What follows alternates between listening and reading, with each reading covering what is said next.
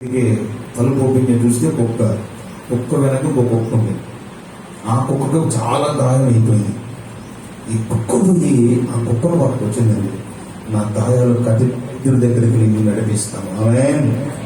నిజంగా ఆ కుక్కను తీసుకొని లోపల తీసుకొని దానికి కూడా వైద్యం చేశారు. చూడండి ప్రియ దేవుని బిడ్డలారా, మన ప్రేమ ద్వారా అనేకులు మనం దేవుని సన్నిధికి నడిపించగలం. నీ సహోదరి యొక్క ప్రేమను ప్రేమిస్తే, నీ పక్కన సహోదరుని ప్రేమించి ఆదరించి వాళ్ళ క్షేమ సమాజాన్ని కనుక్కున్నప్పుడు, వారి కోసం ప్రార్థన చేసినప్పుడు, వాళ్ళు మనకు కలిగిన దాంట్లో వాళ్ళకి హెల్ప్ చేసినప్పుడు, వాళ్ళు అనాథులుగా ఉన్నప్పుడు, వాళ్ళ దగ్గర ఏమీ లేవిలో ఉన్నప్పుడు, ఇబ్బందులు ఉన్నప్పుడు, ఇరుకులో ఉన్నప్పుడు మన ప్రేమను ఎట్లా తెలియపరచాలా? ఎట్లా తెలియపరచాలి? మన ప్రేమని క్రియారూపంగా తెలియపరచాలి. ఆమె క్రియారూపంగా తెలియపరచాలండి.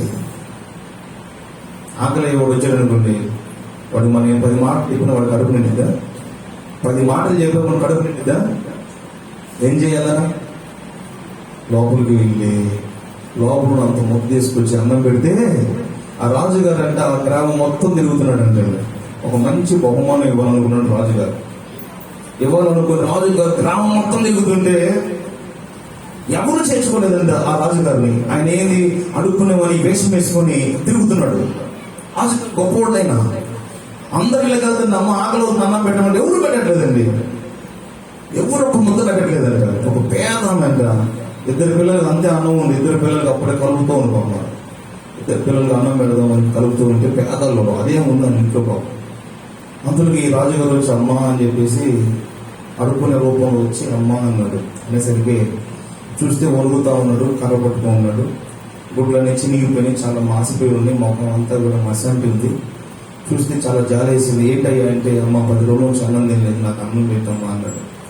అందరూ బయటికి నెట్టేశారు. ఈ మొట్టకు లోపలికి వెళ్ళి అంత మొక్క తీసుకొచ్చి అయ్యా తినని చెప్పి పెడుతుంటే, పిల్లలు అమ్మ ఆకలి అంటే కాదులేని మీకు తర్వాత చేసి పెడతాను, ముందు ఆయన తిని ఆయన ఆకలితో ఉన్నాడని చెప్పేసి ఆ అన్నం తీసుకెళ్ళి ఆయన దగ్గర పెట్టేసరికి ఆయన తిన్నాడంటే తిని వెళ్ళిపోయాడు. మామూలుగా ఎదవిడి వెళ్ళిపోయి, నేను ఈ గ్రామం లోపలికి మంచి బహుమానం అయిపోతున్నాను అని రాజుగారు ప్రకటన చేయమన్నాడు. ప్రకటన చేసి గ్రామస్తులందరూ రమ్మని చెప్పన్నాడు.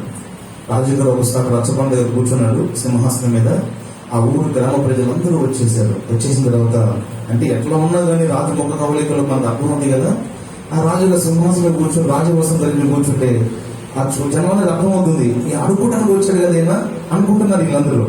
నిజంగా ఆయన అడుక్కోవడానికి వచ్చిన రాజు ఆయనే. కానీ ఈ యొక్క గ్రామంలో ఒకే ఒకరు ప్రేమ గలవారు ఉన్నారు. Praise the lord.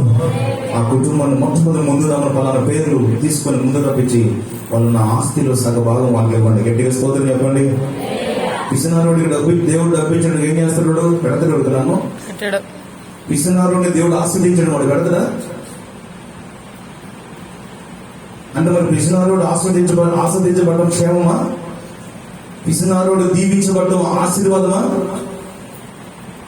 పిసినారుడు దీవించబడలేడు. పిసినారుడు అంతకంతా కూడా కిందకి దిగజారిపోతా ఉంటాడండి. ప్రియమైన దేవుని బిడ్డలారా, ఆ ప్రాంతంలో అందరూ మా దగ్గర లేదు అన్నారు. ఒక పేదను తీసుకొచ్చి ఆ రాజుగారు అన్నం పెట్టేసరికి రాజుగారు నా ఆస్తిలో సగభాగం రాసి ఉండేది కదా. నిజంగా అక్కడ గ్రామంలో ఉన్న గ్రామం కాదు, ఆ మండలంలో ఉన్న వాళ్ళందరికంటే కూడా వాళ్ళు గొప్ప వారిగా మార్చబడ్డారు. దేవుని స్తోత్రం. హల్లెలూయా. ప్రేమను మనం విడిచిపెట్టకూడదండి సహోదర. ప్రేమ ఉండాలి. ప్రేమను మనకు చల్లారిపోకూడదు. అందరితో ఐక్యత కలిగి ఉండాలి. అందరితో ప్రేమ కలిగి జీవించాలి. ప్రేమ కలిగి మాట్లాడాలి. ఒకరికి బాగలేదంటే అందరూ ఐక్యంగా ప్రార్థన చేయాలి. ఒక దగ్గర లేదు అంటే మన దగ్గర తీసుకుని అందరికి ఇవ్వాలి. అదే నిజమైన ప్రేమ. దేవుని రాగంలో ప్రేమ చల్లారిపోయింది, అక్రమం విస్తరించిందంటే. ఒకవేళ మనలో ప్రేమ ఉందా? దేవుడు అంటాడు, అన్నింటిలో బాగానే ఉన్నావు కానీ నీ ప్రేమ విషయంలో నువ్వు నీ మీద ఒక నింద నేను మోపాల్సి వచ్చి ఇప్పుడైనా మారు మనసు పొందితే సరే, లేదంటే నేను దీపస్తంభాన్ని నీ వద్ద నుంచి తీసేస్తా అంటాడు దేవుడు. దీపస్తంభం అంటే దేవుడు మనకిచ్చిన ఆ యొక్క ఆత్మ. దేవుడు మనకిచ్చిన ఆత్మ దీపం. ఆరిపోయిన మన దీపాన్ని దేవుడు వెలిగించాడు. Praise the Lord. సౌలు దగ్గర నుంచి దీపస్తంభాన్ని దేవుడు తీసేశాడు. ఎవరికి ఇచ్చాడు? తీసుకెళ్ళి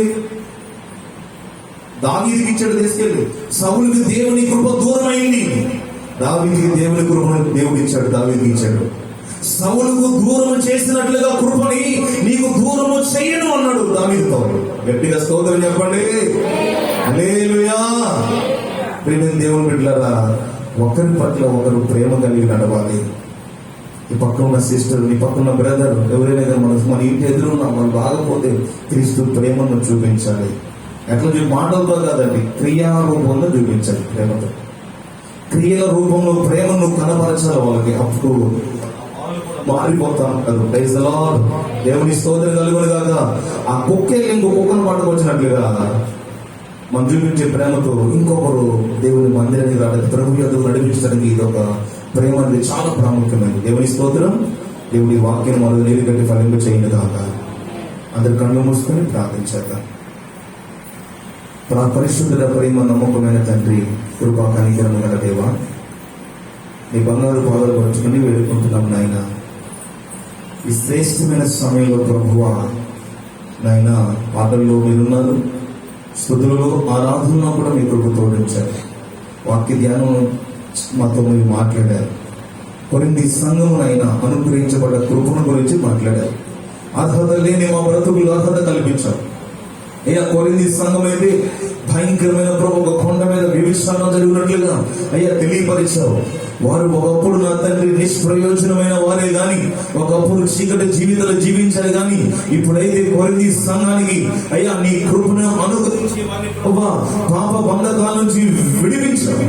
అందును బట్టి నీకు స్తోత్రం నాయనా.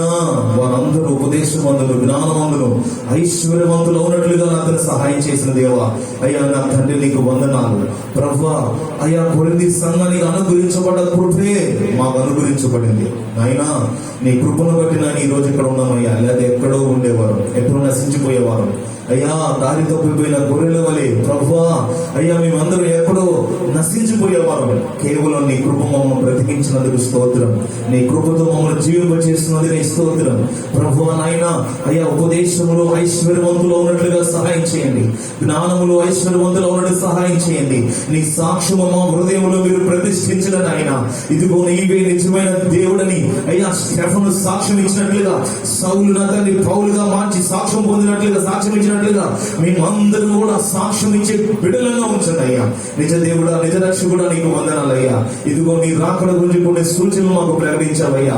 ఇదిగో ప్రభా నా తండ్రి, ఇదిగో నాయన, అదిగో దేవుని రాకడలో ప్రభా అక్రమం విస్తరించును, అనేకుల ప్రేమ చల్లారును అన్నావయ్యా. ఒకవేళ మాలో నాలో బిడ్డలందరిలో ఒకళ్ళ ప్రేమ చల్లారితే ప్రభా ఎఫెసీ సంఘంలో ప్రేమ చల్లారిందన్నావయ్యా. ఇదిగో నా తండ్రి అన్ని విషయాల్లో బాగానే ఉన్నావు కానీ ఇదిగో ప్రేమని ఒక విషయంలో నీ మీద నింద మోపుతున్నాను అన్నావయ్యా. ఇదిగో ప్రేమ విషయంలో ప్రభా అయ్యా నా తండ్రి నీ మీద నింద మోపుతున్నాను అన్నావు తండ్రి. ప్రభు అటువంటి నా తండ్రి అయ్యా ప్రేమ విషయంలో చల్లారిపోకుండా మేము అందరం కూడా ఒకరి పట్ల ఒకరు సహోదర ప్రేమ కలిగిన అయినా జీవించినట్లుగా సహాయం ఇచ్చేయమని, కృపతో నింపమని ప్రభా అయ్యా. ప్రతి బిడ్డను మీరు స్వస్థపరచండి, ప్రతి బిడ్డను ప్రభా ధైర్యపరచండి.